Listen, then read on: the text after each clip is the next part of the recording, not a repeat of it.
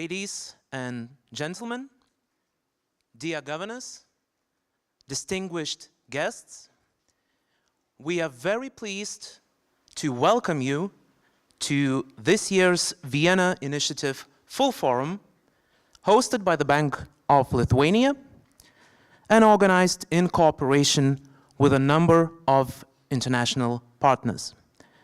My name is Simonas.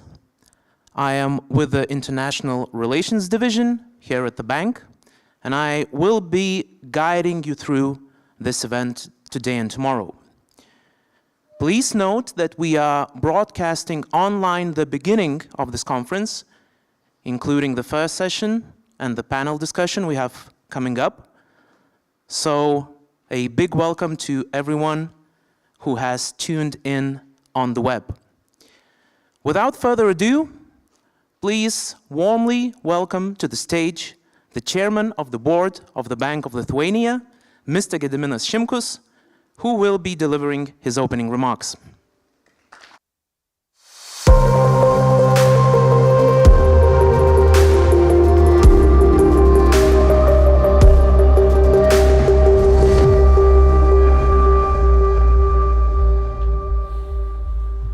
Dear governors, vice governors, heads of supervisory authorities, members of the Vienna Initiative, ladies and gentlemen, I'm glad to see initiative gathering here in Lithuania, hosted by the Bank of Lithuania. And before going any further, I will also thank our esteemed international partners, European Bank for Reconstruction and Development. I don't see the representative, but should be here. International Monetary Fund, World Bank, European Investment Bank, European Central Bank, and European Commission for their fruitful partnership in organizing this event, which brings us here today, to the region of the Baltic Sea. And this week, the region is turning into the hub of international gatherings and events. Besides the Vienna Initiative and the usual celebration of Europe's Day, the neighboring Swedish city of Malmö is hosting, guess what? Eurovision Song Contest, to which I will come back a little bit later. So, dear guests, singing has both historical and cultural significance for Lithuania, and I will refer to three facts. First, in 1990, the independence of the three Baltic states was restored by the singing revolution. People's desire to break the Iron Curtain was expressed by singing in peaceful gatherings. Second, the national traditional Baltic song and dance festivals are part of the UNESCO Intangible Cultural Heritage List. Lithuania organized its first festival in 1924. Quite an anniversary this year. And third, the foundation of the capital city Vilnius 700 years ago is based on the legend of the Iron Wolf. In it, the wolf was also not silent, as you see.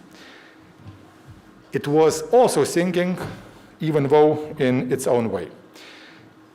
Vienna Initiative gathering is not a place to sing, of course, at least typically. The initiative started as a temporary financial crisis mitigation platform in 2009, and from then on, it turned into a permanent forum for discussions between the high-level stakeholders and decision makers.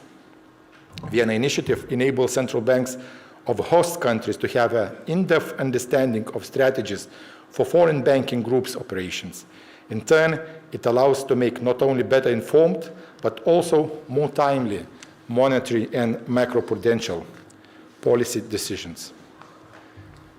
Learning is a journey, and the excitement lies in the new discoveries along the way. This year, our discussion will help us learn more about high policy rates and their effects on financial stability. We will also raise the question if financial systems are in good shape to support economic recovery across the region, We are going to exchange views and learn more about macroeconomic developments over the last year. I'm looking forward to the discussion on the competition in the banks market, which I'm pleased to moderate. In my view, competition, banking competition, and financial stability are very much interrelated, and we'll shed light on the topic tomorrow. Dear friends, the overarching priority of Vienna initiative is to reduce risks. That is, to induce orderly behavior, and in fact, preventing disorderly deleveraging was original motive for Vienna initiative in the first place. Over the recent years, the issue was not the sudden stop in the credit markets that we encountered during the global financial crisis. This time, the threat came from series of supply-side shocks hitting our open economies in quick succession. A highly uncertain present-day environment prevents premature celebration, but so far, the major negative impact on financial stability has been avoided. In other words, the discussions that we have here in the Vienna Initiative Forum are bearing fruits. The risk in the banking system appears to be limited due to robust capital and favorable liquidity positions.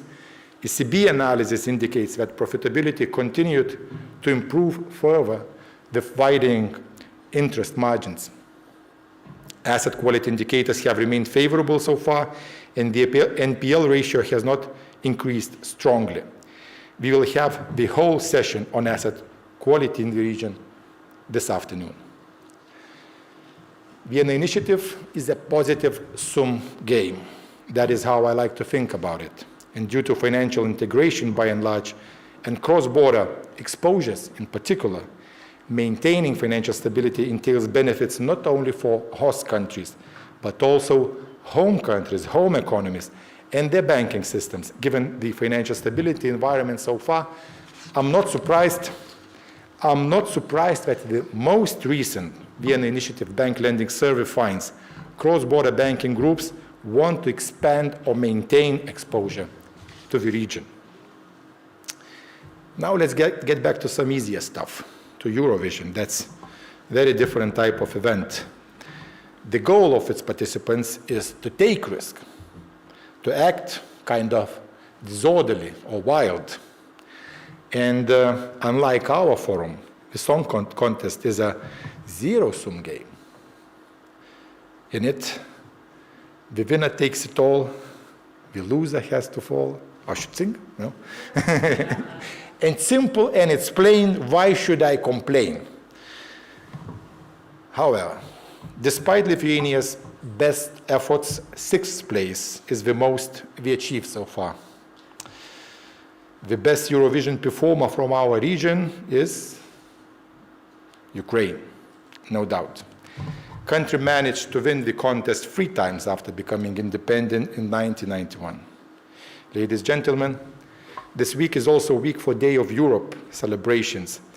The basis of it is in the Schuman Declaration signed on the 9th of May in 1950. Back then, the European unity was new and exciting idea. The goal was to look for what is common, not what divides. To lean towards the future, not to be trapped in the past, and to realize that economics matter for the consequences of the peace. That's important. On the practical level, the idea of Europe was implemented by uniting national coal and steel industries, uniting and upgrading our defense capabilities is of the highest priorities today.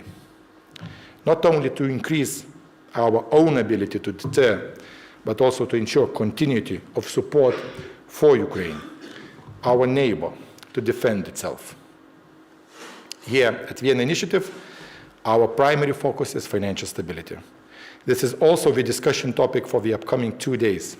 If we are successful at continuing to ensure it, this can and will act as a significant confidence booster for our communities, for our cities, for our societies, also increasing our resilience geopolitically.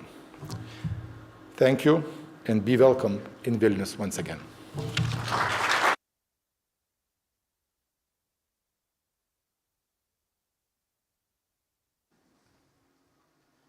Thank you, Governor. We will now turn to the Minister of Finance of the Republic of Lithuania, Ms. Gintarė Skaistė, who will deliver a few welcoming remarks as well. Minister, the floor is yours.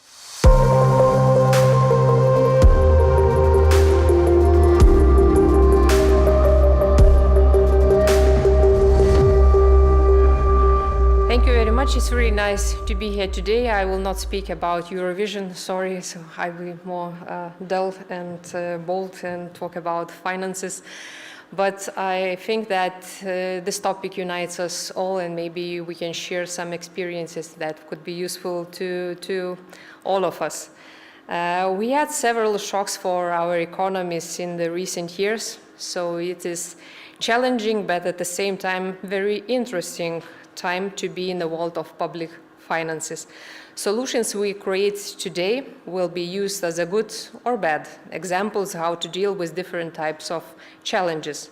So let me briefly share the case of Lithuanian economy. I believe that we share similar challenges or similar solutions across the region. Last year, economic picture in Lithuania was rather mixed.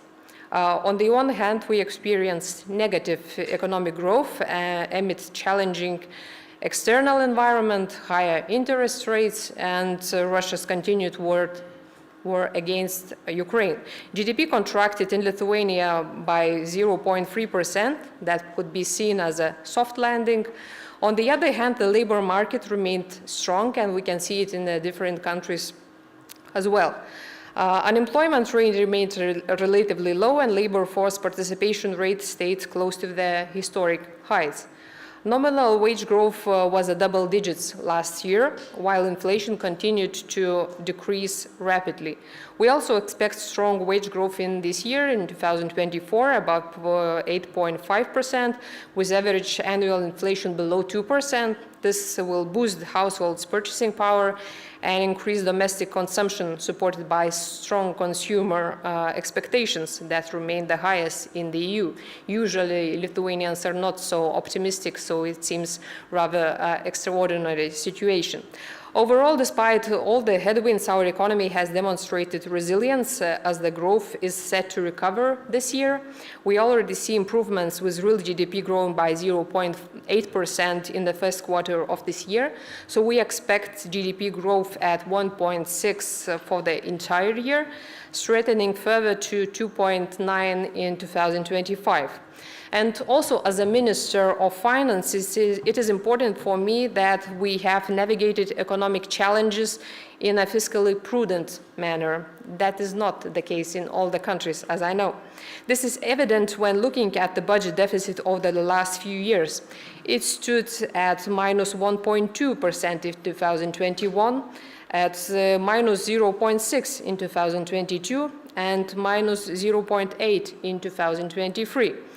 A key reason for maintaining low deficits is the strategy we adopted: constructing targeted and time-bound support packages, avoiding permanent tax cuts, and reallocating unused funds, for instance, those saved from energy compensations, towards deficit reduction rather than for other spending needs.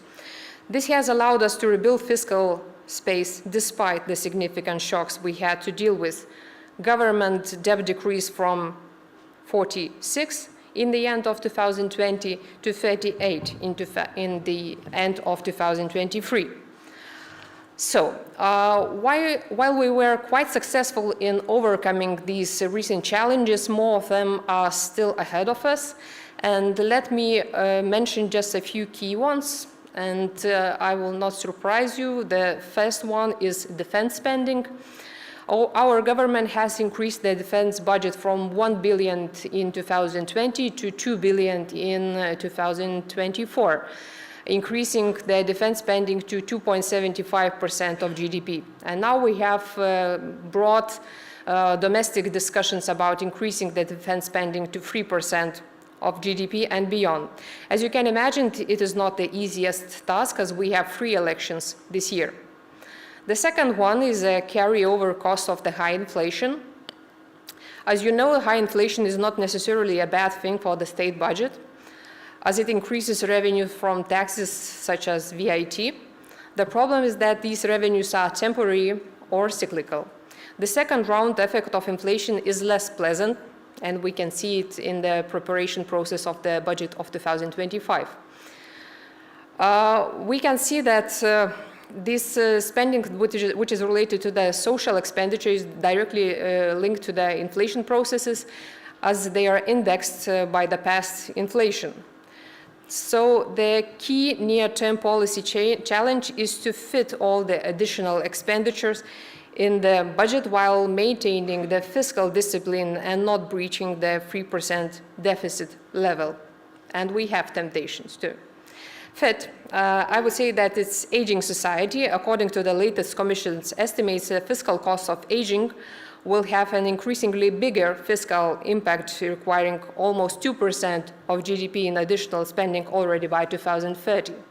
A key bottleneck that I see, at least in my country, is a current low level of redistribution via the budget, standing at around 33%, while EU average is over 41% of GDP.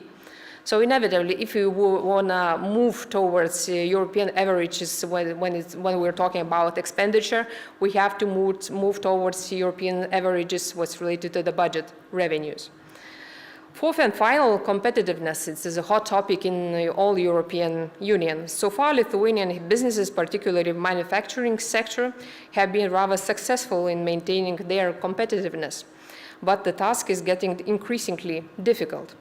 We try to combine different measures to support businesses' competitiveness, keeping tax incentives and gearing a substantial part of EU funding towards investments to enhance productivity and competitiveness, also increasing access to capital. It is particularly important in the countries with underdeveloped capital market and concentrating banking sector. To give you an example, just a week ago, we launched a financial instrument of 1 billion euros focusing on these directions. With this note, I come to the end of my remarks. I wish everyone fruitful and insightful discussions that would contribute to finding best solutions to the challenges that are ahead of us for all the region. Thank you.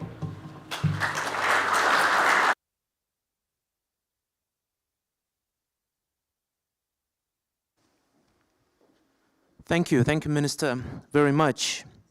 We will now transition to session 1, featuring a panel of governors titled Key Challenges for Policy Makers.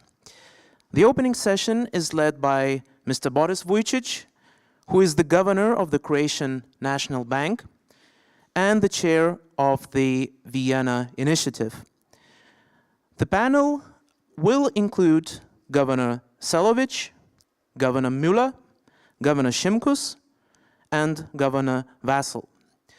But first, Governor Vujčić, as the chair of the Vienna initiative, will set the scene and say a few words about this year's forum. Governor Vujčić, the floor is yours.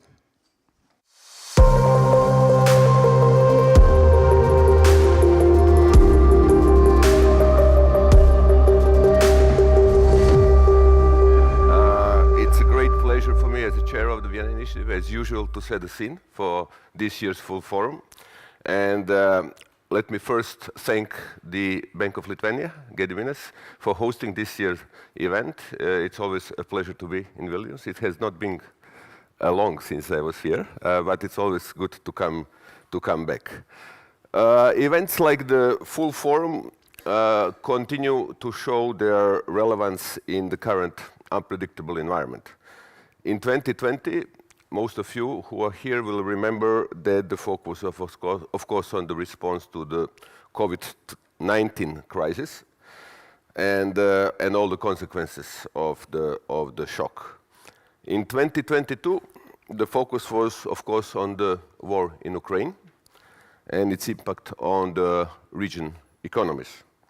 Last year, when we met in Skopje, the emphasis was on the failures of the Silicon Valley Bank and the regional American banks and the Credit Suisse and the possible contagion channels from those failures, reasons why they failed, etc. If you look at only these last 3 or 4 years coming into 2024, you can see how hard to predict these events were. These are all really tail risks, very, very difficult to predict. And we still feel the consequences of these things today. And looking back, we can only be worried what comes next, and is equally difficult to predict today.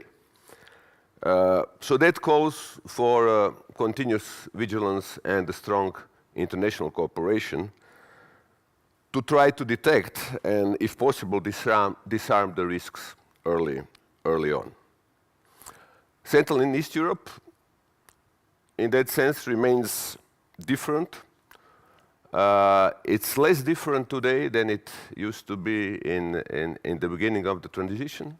It's less different today from the Western Europe than it used to be at the time of the great financial crisis. But it is different and will remain different in few aspects. It is still a catching up part of Europe. And the catch-up so far has been successful, as we know.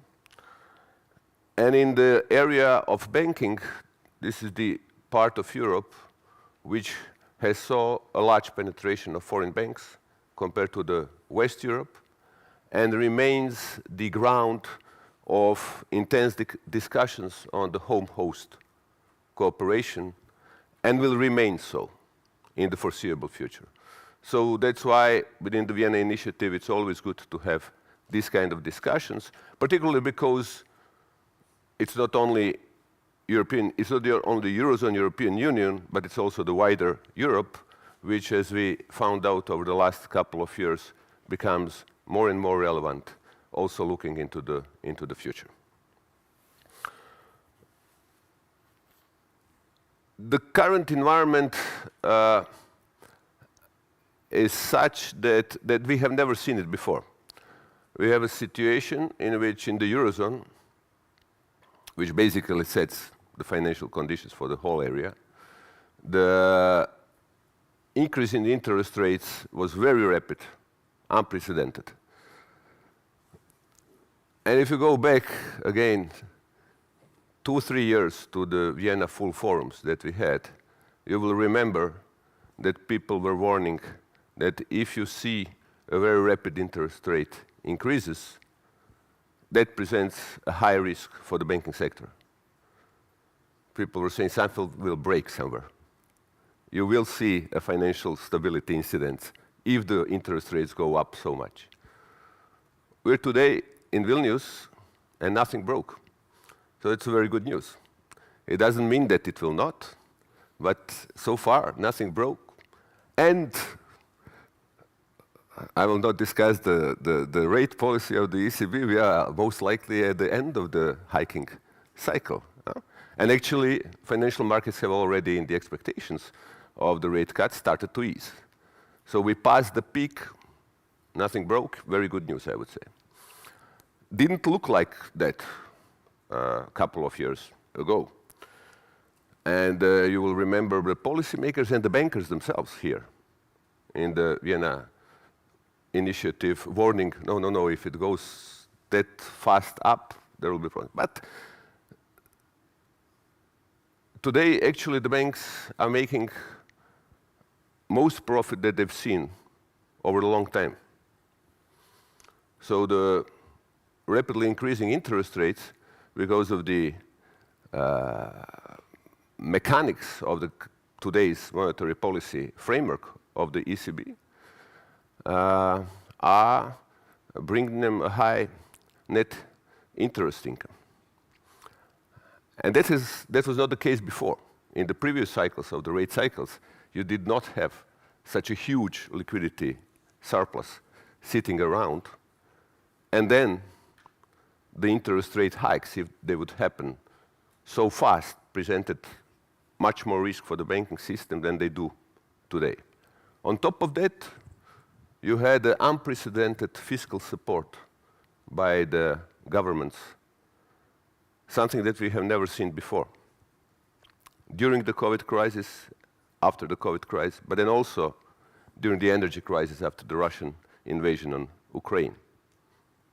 That has helped certainly to mitigate the risks on the asset side of the bank's portfolios, while on the liability side, they were hit by the high deposit rates and are still enjoying the high interest revenues.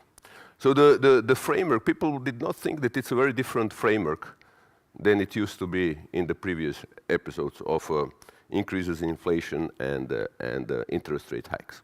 So that will be interesting to discuss today, particularly now looking into the future, where the net interest income of the banks will certainly be reduced gradually over time, and then also to discuss the risks about the asset side of the bank's balance sheets, particularly if the inflation remains stickier than we think it will be. So we have a few nice sessions. After the first one, we have a usual session where the IMF, EIB, and EBRD present their regular reports.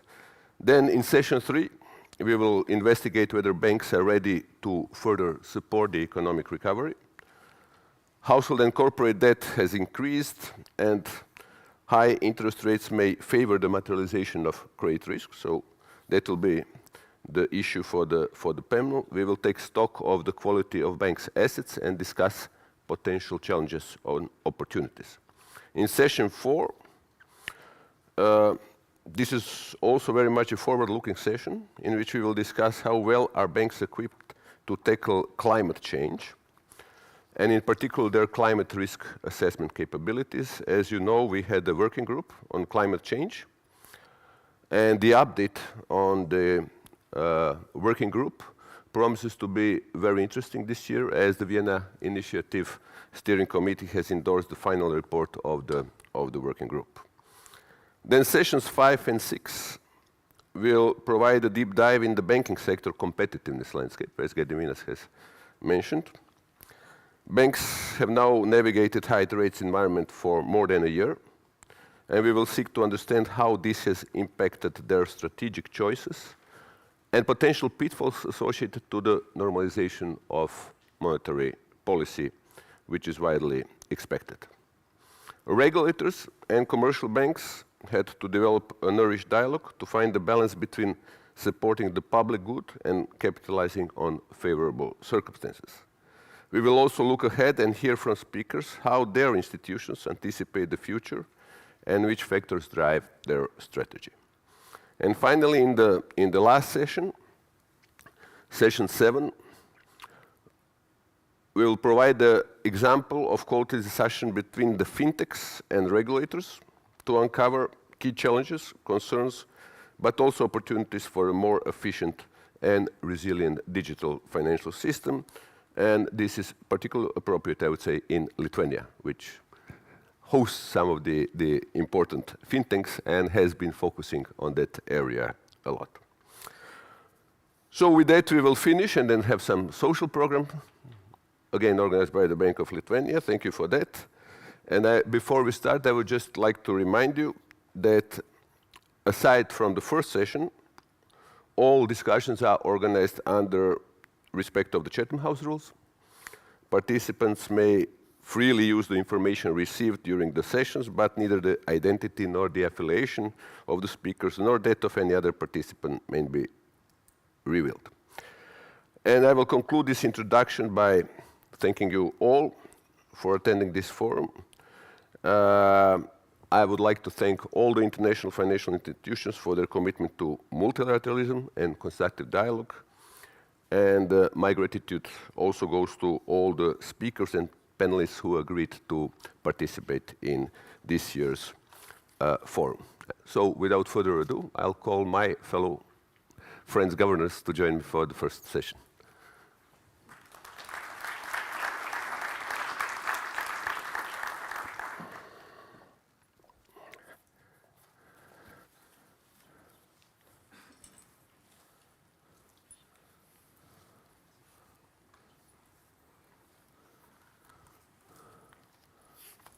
So as has been said, we have here Jasmina Selimović, who is new.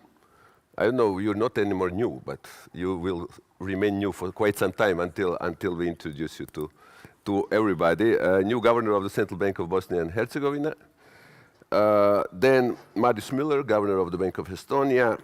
Gediminas, chair of the board of Bank of Lithuania, and Boštjan Vasle, who is the governor of Bank of Slovenia. I will not take too much time. I think I've already described the environment in which we are today. Also, if you look at the growth developments, we can say that the countries have recovered after the COVID in different ways. Some of the countries now are at the trajectory of the growth, which is above the pre-pandemic level. Euro area itself is below the pre-pandemic trend growth. Some of the countries that maybe relied more on the manufacturing sector have seen a slower recovery. Those like my own country, which rely more on the services sector, saw higher rates of growth. And those that are maybe more, it's a pity that Peter Kažimir could not come, because he would also be asked the question about the Slovakian automotive sector, because Slovakia is the highest exporter of the cars per capita in the world. How much the reliance on Germany and the car industry affects the growth. But as a start, I'd like to ask some of you, how do you see the growth prospects going further? How much the competition from China, for example, is affecting these growth prospects in the car industry, but not only in the car industry, beyond the car industry, in the industry of the energy, for example. And maybe you want to start, Boštjan, with that, and then we can move on. Thank you.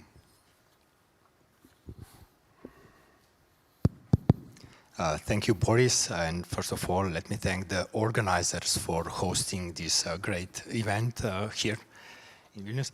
I will start or continue on a very positive note regarding the overall macroeconomic situation in the region. As was already mentioned 2 times today, the catching up process of the region towards the more developed economies is still ongoing, and this is definitely a positive trend. In addition to that, what we are seeing at the moment in most of the countries in the region is quite robust economic growth, definitely higher than the EU average.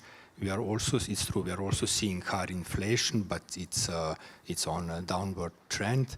And what is especially encouraging is that despite the moderation of growth in past quarters, the labor markets remain extremely robust, extremely strong. For example, in my country, we are witnessing record high numbers for employed citizens and record low numbers for unemployed. So this is definitely a very positive development. Now, regarding the challenges for our economies, I think most of us, if not all of us, are small economies and very open economies. So I see one of the biggest challenges for growth going forward, what's happening with our export and especially what's happening with our competitiveness. And now, during the past COVID crisis and also during the next crisis, Russia aggression on Ukraine, we were feeling strong consequences of the fact that we are very much involved in international global value chains, global value chains and import dependencies. So with higher inflation, our cost competitiveness and also price competitiveness started to decline, and Slovenia has witnessed deterioration, and some of you saw even bigger decline during the past years.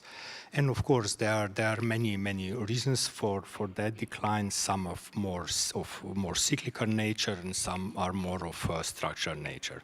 Regarding the first group, the cyclical developments, the fact is that looking at the CPI composition, the composition in various countries, here in our region, the share of food prices is higher, the share of energy prices is higher, and given the fact that the shocks were coming through these channels, inflation went up much more than in the rest of euro area, and we saw bigger deterioration of competitiveness.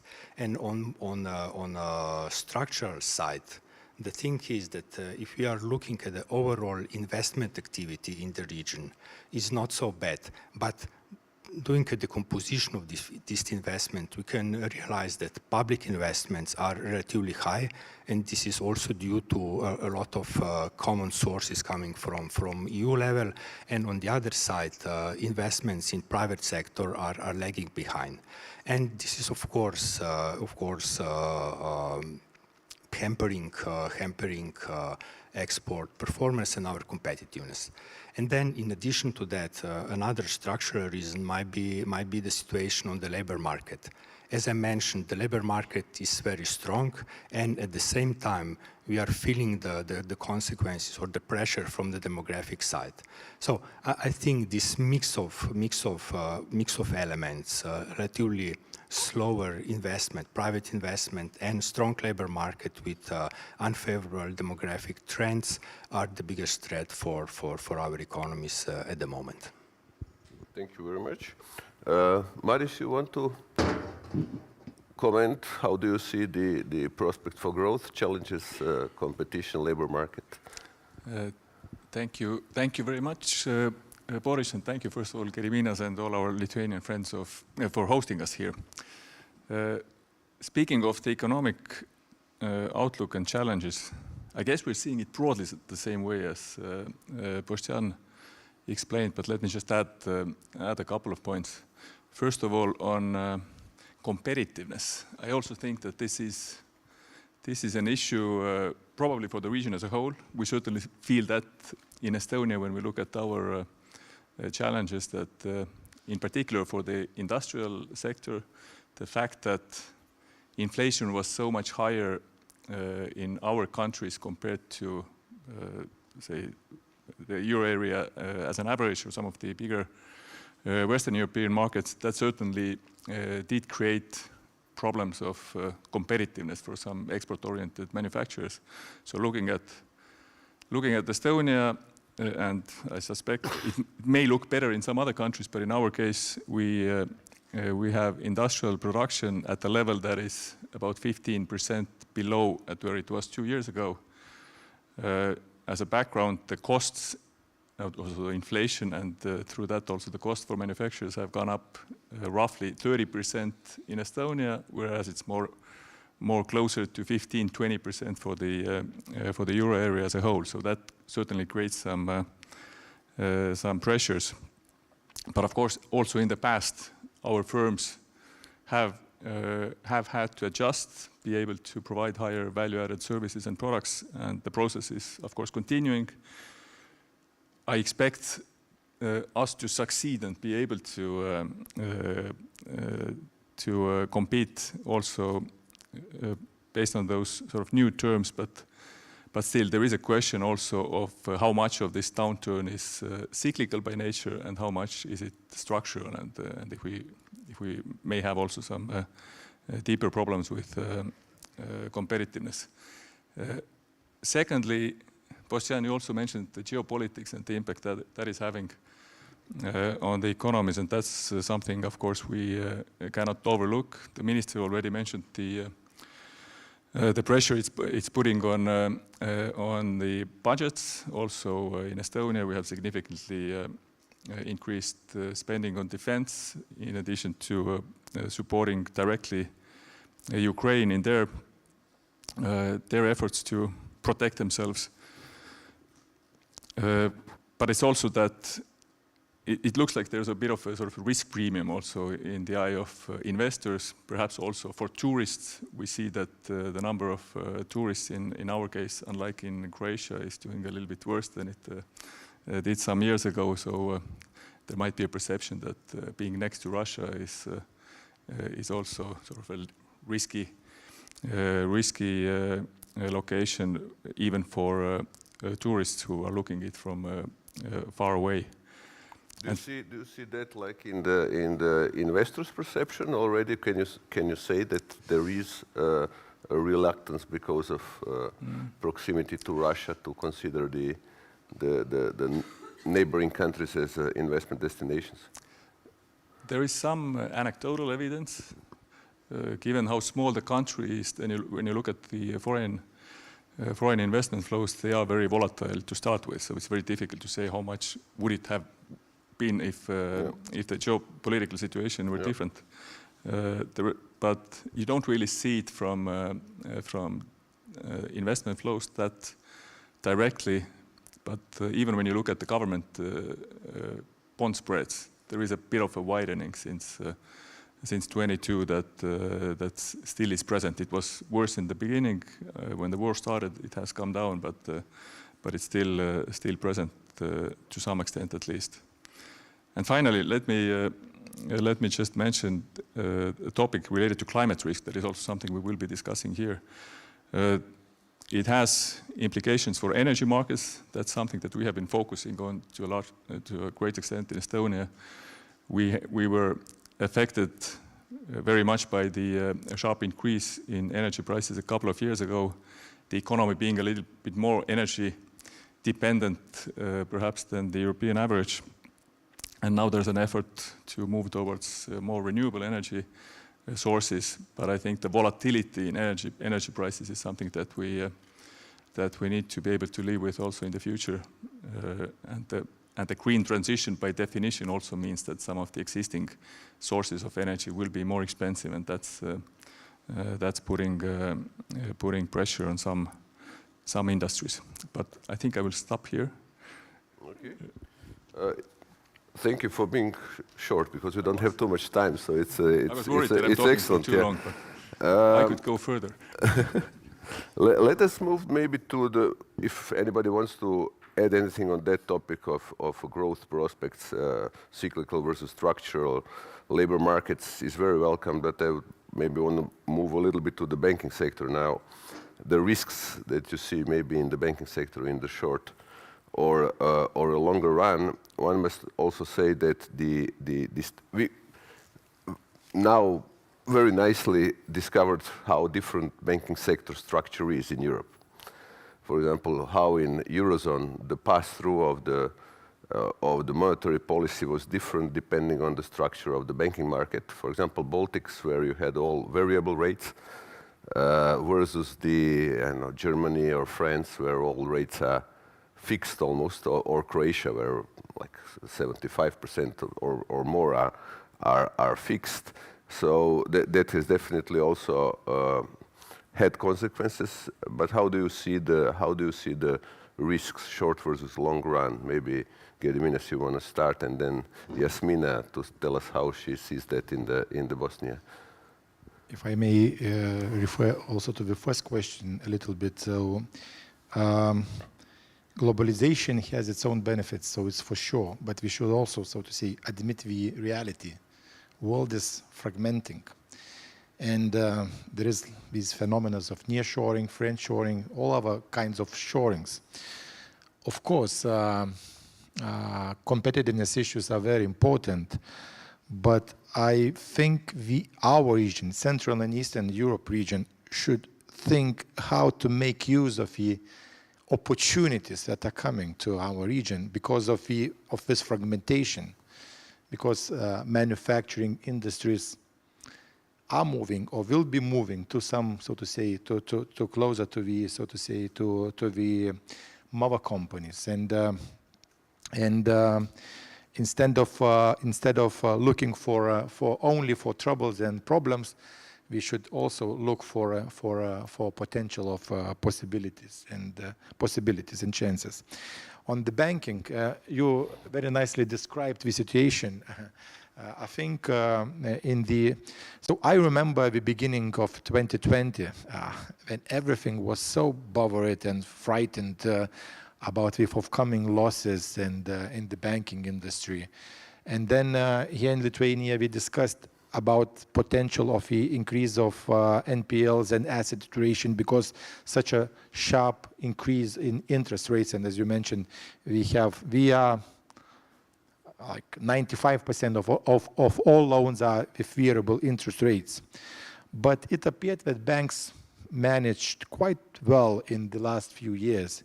And at least in Lithuania, they recorded one of the best, actually we recorded the highest profits ever, and the unbelievable rates of profitability.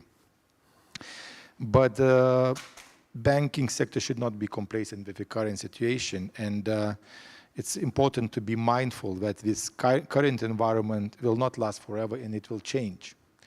And it will change, so to say, to a new world where most likely, nobody knows, but most likely we'll have high interest rates, maybe not as high as today, but high interest rates. We'll have higher levels of term deposits, bonds as means of financing, therefore higher expenses on interest, and most likely this prolonged period of high interest rates will have an impact on the asset quality side too. Second thing, this is geopolitical risks. You want it or not, we're already in the fourth year of huge uncertainty,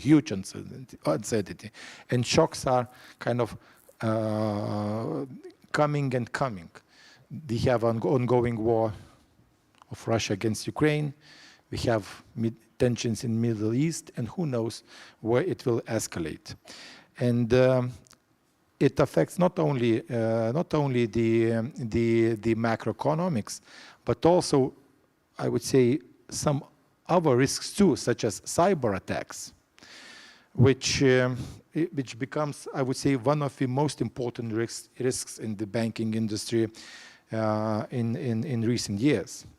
And again, cyber risks, it's not only about, so to say, that they may damage the confidence in the financial or banking sector, but it actually damages the confidence of investors. It can damage the, so to say, the economic performance eventually, and again, it may reveal itself in the banking system through the asset quality. And last thing I would like to touch upon is the innovation, digitalization, artificial intelligence, all the fintech things that are happening in financial sector. I think in our minds, we're still living with the concept of old banking, like how it was basically, with a lot of branches in regions, local offices, a lot of cash, and ATMs all everywhere around. But there are, so to say, young, aggressive startup companies who grow in a completely different way and compete with all the institutions. So maybe this is not a systemic risk, but for every single banking institution, I think it's a risk because it's about, I would say, unavoidable change of the business models, and some banks will adapt to the new reality, some banks will not. Thank you. Okay, I'll ask you later on the digital and AI impact. Maybe what do you think? But let's move first to Jasmina and Bosnia. It's a country which is out of euro area and the EU and can still do a lot on its own, but not the monetary policy because you're in the currency board. However, for that you can increase the reserve requirements for the banks. Oh yeah, that's true. That's okay. True. That's So true. let's hear about it. Thank you very much. So greetings to all. Since I'm new, 124 days in the office. I'm still the new one. It's a privilege and honor to be here. So Boris, thank you for the invitation, and Governor Šimkus, thank you for having us here. in this wonderful premises. Thank you for the organization. So when it comes to Bosnia, Bosnia and Herzegovina, it's not a member of the EU country, as you know. It's a small open economy, but still we have a very strong economic ties to all the countries of the European Union. And therefore, I believe we face similar macroeconomic and financial sector challenges and risks. As you know, in 2023, Bosnia and Herzegovina, as you might know, we experienced slowdown in economic growth, mainly due to a decreased level of external demand due to low performance of European Union, of course, including the countries which are main foreign trade partners of Bosnia and Herzegovina.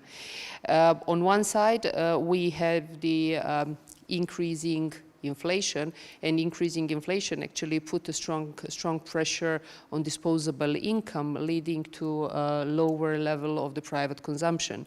On the other hand, we had the situation that increasing the interest rates was not as significant as in the European Union. For example, when it comes to household sector, we have average interest rate on loans increased by 38 basis points in 2023, and when it comes to non-financial corporate sector, it was increased by 72 basis points.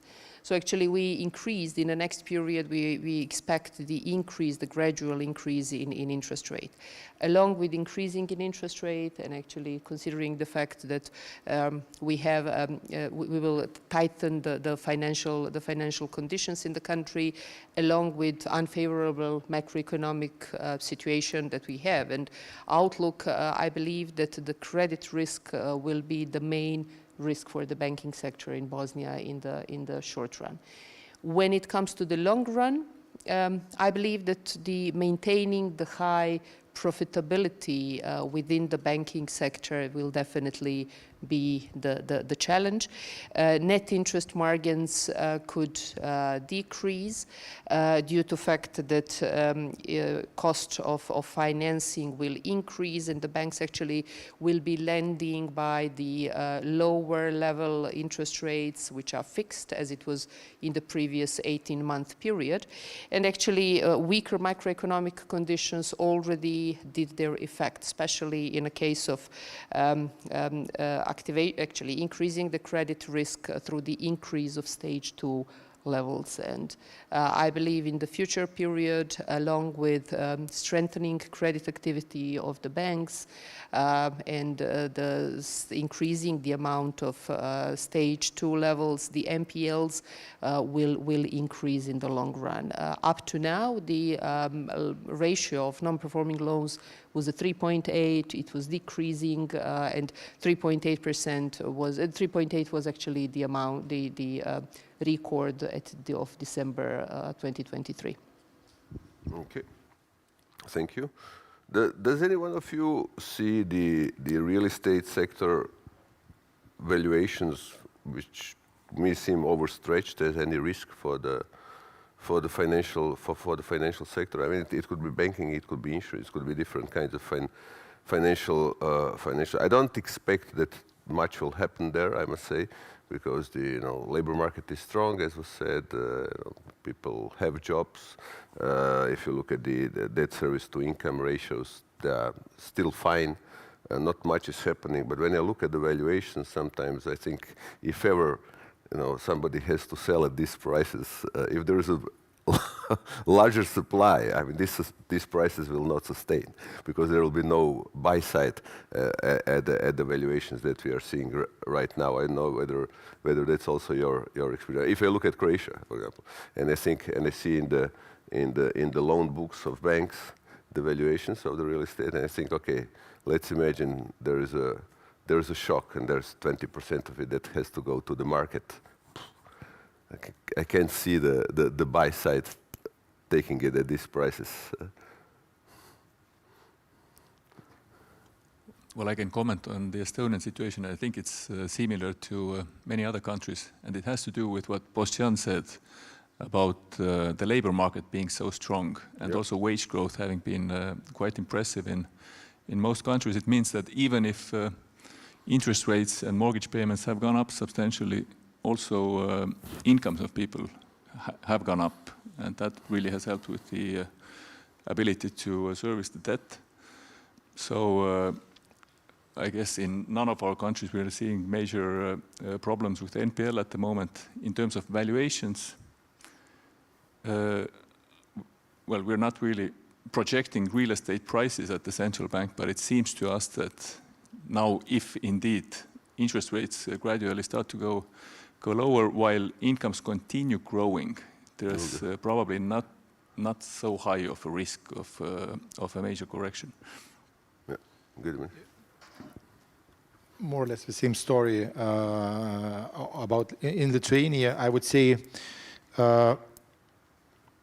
development of prices of real estate was the least guessed or projected, or the worst projected, so to say, development in 2020. Then everybody expected collapse of real estate market, and then it boomed, like in a real sense of this word. And actually, in 2022, we were worried about, so to say, the overvaluation of residential real estate.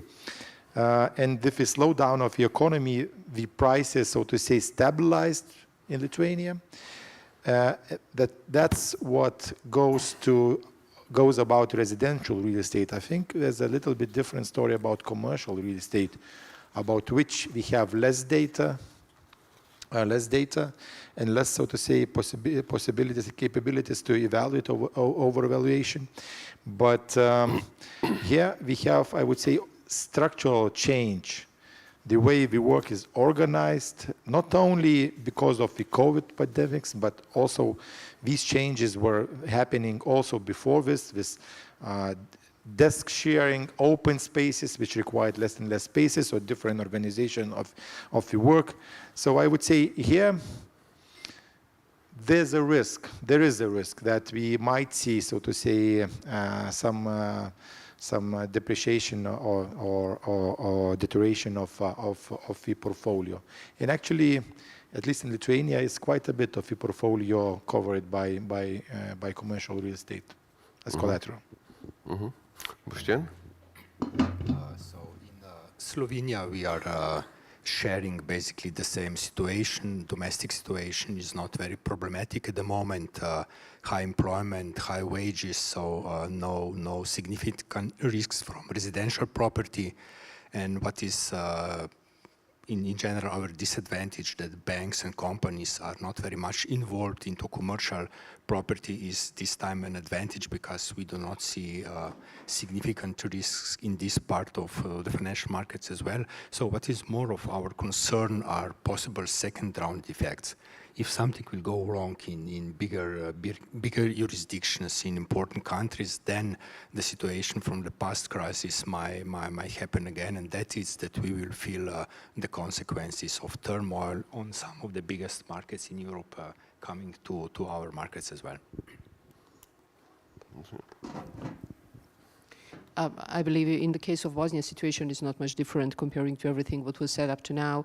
The prices, both the residential and commercial, according to data that we have, are really extremely high. It's overpriced, and it's trend that is going on for the last 3 or 4 years. And for the time being, it doesn't show any sign of slowing down or actually stop in a way. Okay, let me go to another more broad question. What we've seen is that the cost-to-income ratios in the banking sector have come down a lot compared to 2019 or 2015. Banks are much more efficient in terms of the cost-to-income ratios. But it seems that we are now in a situation where from now on, it will be very difficult to reduce the cost-to-income ratios, because much of the decline in the cost-to-income ratios have come from the increase in the income recently. But also they were, I would say, up until the COVID crisis, the banks were managing the costs quite well. So the question really is, do you see that the costs, because the income went up, there's certainly a pressure in the banks to increase the costs. People say, okay, now, well, since the profitability is high, income is high. Usually that's the time when people press for the increase in the cost, from wages to anything else. Do you see that as a risk that now with the low cost income ratio, high return on equity, high income, the banks will increase the cost, which will then be difficult to reduce further on? Or you think the banks, or you see the banks in your jurisdictions managing well the costs during this favorable part of the cycle for them? Whoever wants to comment on that. Gediminas, yeah. I think you touched upon we have 9 minutes left, but the topic is for 9 hours. Yeah. Well, I still have one more question. Yeah. Because when I was young economist, I used to write about the cost-to-income ratio, and in a way, being happy, seeing the improvement in it, and the maturing, so to say, as economist. I started looking into the subject a bit differently. Let me explain how. I was reading a couple of days ago, I was reading one of the reports of the bank's, financial report of the bank, which is working here in Lithuania, and I compared figures, cost-to-income ratio in the Baltics to the figure in the home market. And here in the country, cost-to-income ratio was far better than in the home market. Why? I think there's always a limit to cost-to-income ratio, like the way you can go along. But it's not about everything the efficiency. It's not only about the efficiency of that single institution, because we are dealing with financial services, which is blood and flesh of our economies. What I mean by this, that if you just go along with the cost and measure just the cost efficiency ratio, in a way implying that you should always strive for less cost and more income, which is embedded in that indicator. But what about the reachability? What about the accessibility of the financial services, which is costly for financial institutions, for banks? What about the ATMs? What about the branches? What about the regions? So it's not an easy answer to the cost-to-income, answer to the, so to say, about the lesser costs or lesser cost-to-income ratio, because it's not about the cost efficiency of the single institutions eventually. It's about the social, or actually it's about the social welfare or society welfare, which should be ensured, which should be warranted by the approachable services of financial institutions. Okay. Madis, you want to add also? Just very briefly. Indeed, I think we have had, in terms of cost management, very efficient banks in the Baltics, at least, with a relatively small branch network, for example, a lot of investments historically into IT. But I think, Gediminas, also you're making a good point. Of course, we want to have a healthy and profitable banking industry, but it's not necessarily our goal to, push for as low of a cost-income ratio as possible. And some of the things you mentioned, I think it has to do with the cost of regulation that is also necessary and something that we want banks to do. Some of those things cost a lot of money.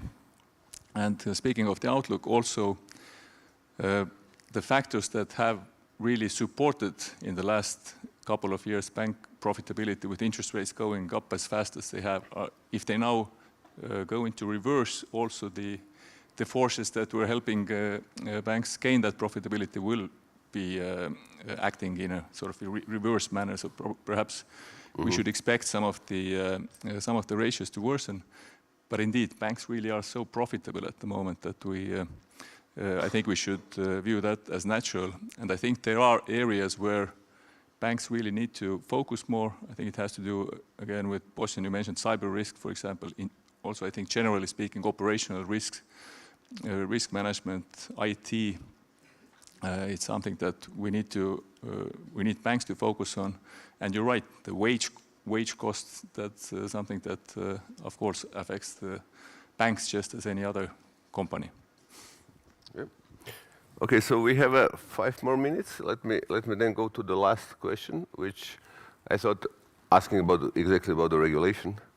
How do you see the current regulation being fit for purpose, given how the world is changing? I thought of talking also about the greening, but maybe we don't have time to do all. So I'll ask you maybe if you want to comment on the climate risks and what the central banks can do in terms of regulation, but also digitalization. How do you see the competitive challenges to the banks coming from the digitalization?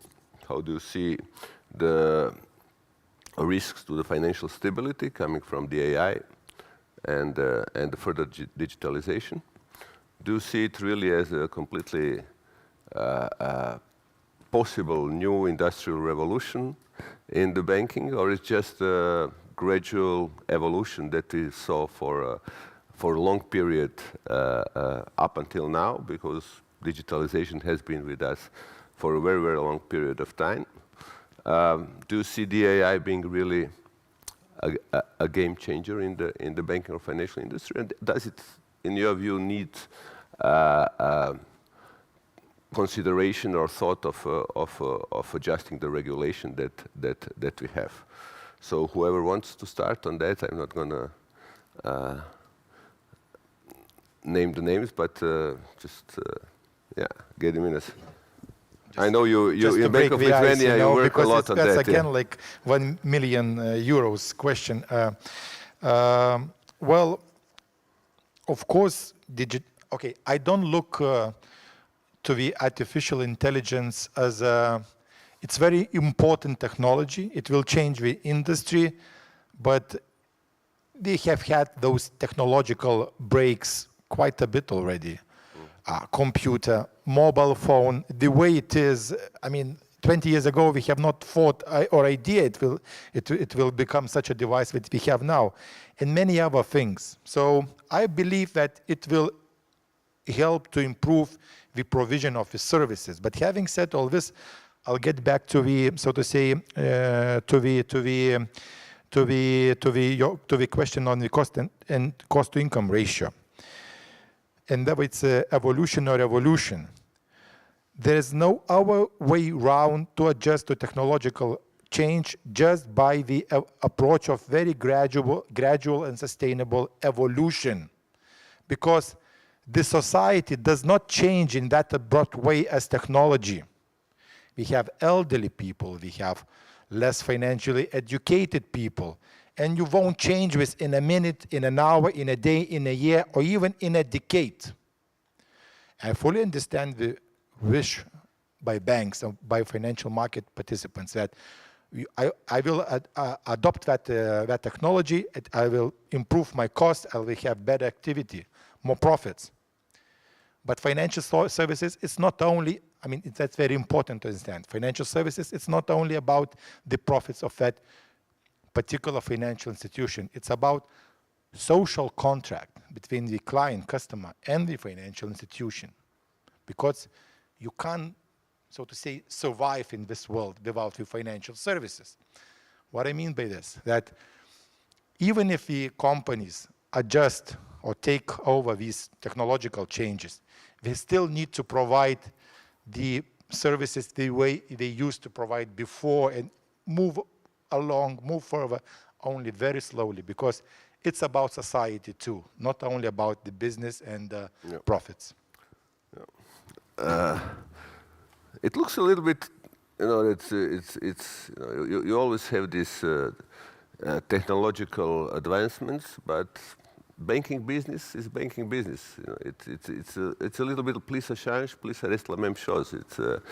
Of course, you have something that helps you to process data better, to have much speedier information. But then I have not seen now Mr. Buffett in Omaha announcing a succession of robo-asset manager, AI, that will pick the stocks or decide on the strategy. In the end, it's still the old thing that somebody has to make a good strategy, and it's for the time being, it doesn't seem to be the AI. I know some people who are completely convinced it's an new industrial, everything will change.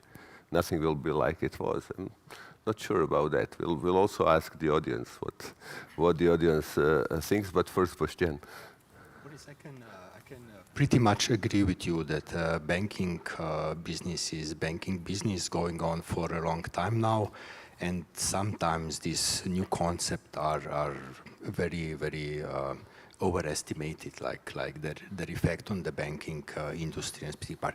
But what is an important characteristic of recent developments is that what's going on is not affecting only the banking system, but also the whole landscape which is surrounding this banking system. And here, I think we can see some deficiencies. There is very uneven level of regulation for the official part of financial industry and the whole part which is outside this.